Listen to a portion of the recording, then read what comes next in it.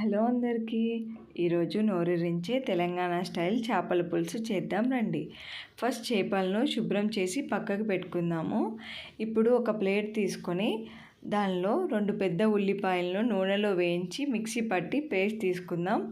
తర్వాత 2 table spoon ధనియాలు, 2 ఇంచుల దాల్చిన చెక్క, 5-6 లవంగాలు, 2-3 యాలుక్కాయలు, 1 టీ స్పూన్ మెంతులు, 5-6 వెల్లుల్లి రెబ్బలు వేయించి మిక్సీ పట్టి పౌడర్ తీసుకుందాము.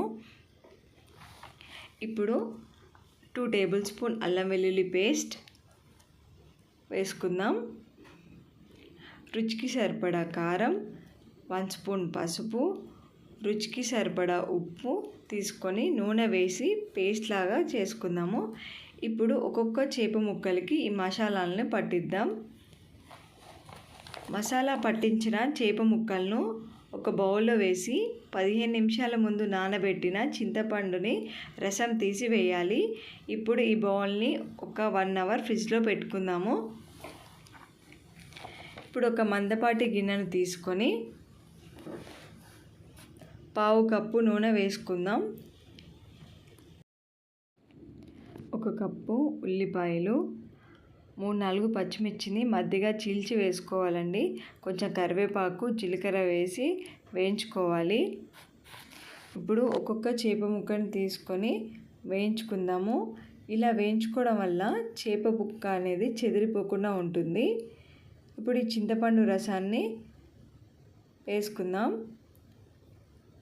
ఇలా వేసిన తర్వాత పైనుంచి కొంచెం కొత్తిమీర వేసుకుందామండి. ఇలా వేసేద్దాం. ఇప్పుడు నేను చూపిస్తున్నట్టు ఒక సైడ్ నుండి కలుపుకుందాము. 10 మినిట్స్ తర్వాత చూడండి, పులుసు మంచిగా మరిగింది కదా. ఇప్పుడు మీకు చూపిస్తాను.